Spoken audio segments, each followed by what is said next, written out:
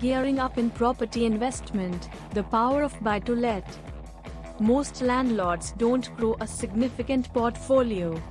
Typically, those who do expand use rental income and equity from house price growth rather than new capital. This often results in a slow process. Building a portfolio from scratch can amount to a lifetime's work. However, for those thinking about expanding their portfolio, we've analyzed how reinvesting profits from rental income and rising house prices can create a snowball effect, supercharging growth.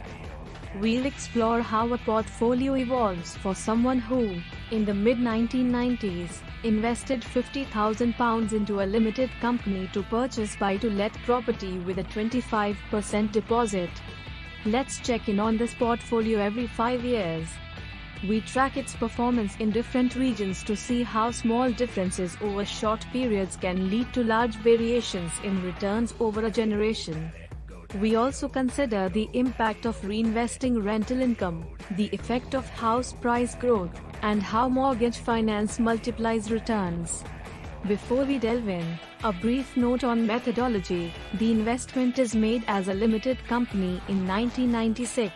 With all prices adjusted for inflation, £50,000 today is equivalent to around £26,000 in 1996. We assume that all rental income after mortgage interest, maintenance costs, and tax is reinvested into the portfolio. Similarly, equity derived from rising prices is extracted, taxed, and then reinvested, ensuring the loan-to-value of each property never falls below 75%, even if house prices rise.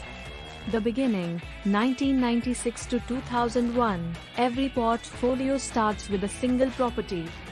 For most investors, this first purchase is the only one. But for those looking to grow, it's the first step in their portfolio. The initial years are a learning curve, understanding the rental market and landlord duties. An investor who purchased their first property with a 75% loan-to-value mortgage in the mid-1990s, at the start of the house price cycle, would have seen their investment nationally increase in value by an average of 136% through rental income and capital growth over 5 years. This would turn £50,000 into £117,800, with 3/4 of the return coming from house price growth. Landlords in southern England saw the strongest returns. For example, a £50,000 investment in London by 2001 would have been worth £134,800 and £107,300 in the southeast. In contrast, around 43% of returns in the north came from capital growth, compared to 87% in London. After 5 years, we assume the profit from rental income, £33,500, and capital growth, £92,000, was reinvested into the company. The use of leverage, a 75% LTV mortgage, meant that investors could remortgage and release an extra £203,600 due to rising house prices for reinvestment. The boom, 2001 to 2006. The following 5 years also saw significant price growth, boosting both the new and original investment.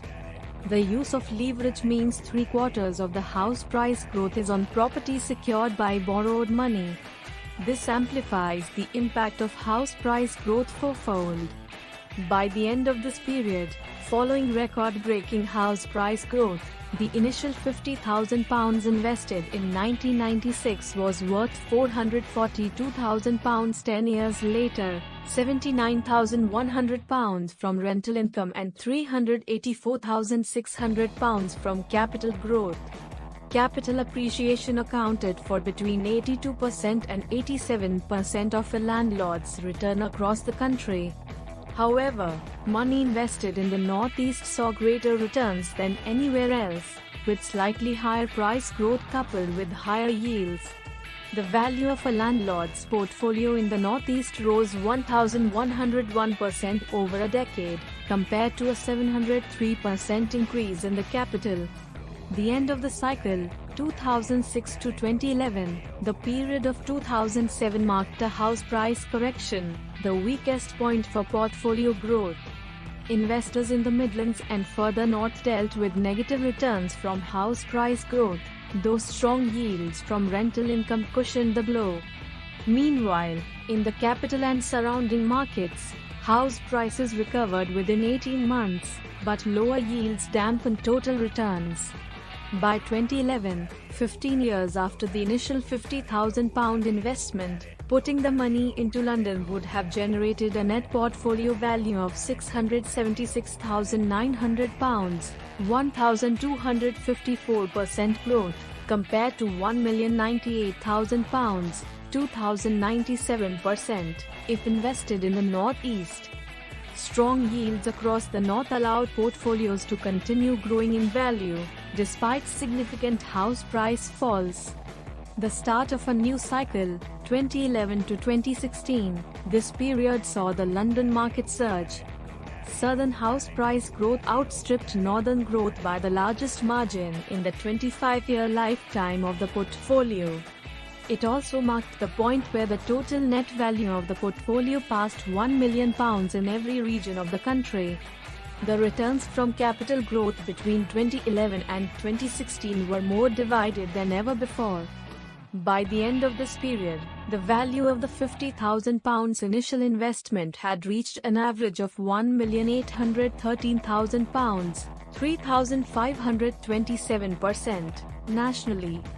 The London portfolio grew to a net value of £2,409,000, almost identical to the Northeast, but with the growth coming at different times and in different ways.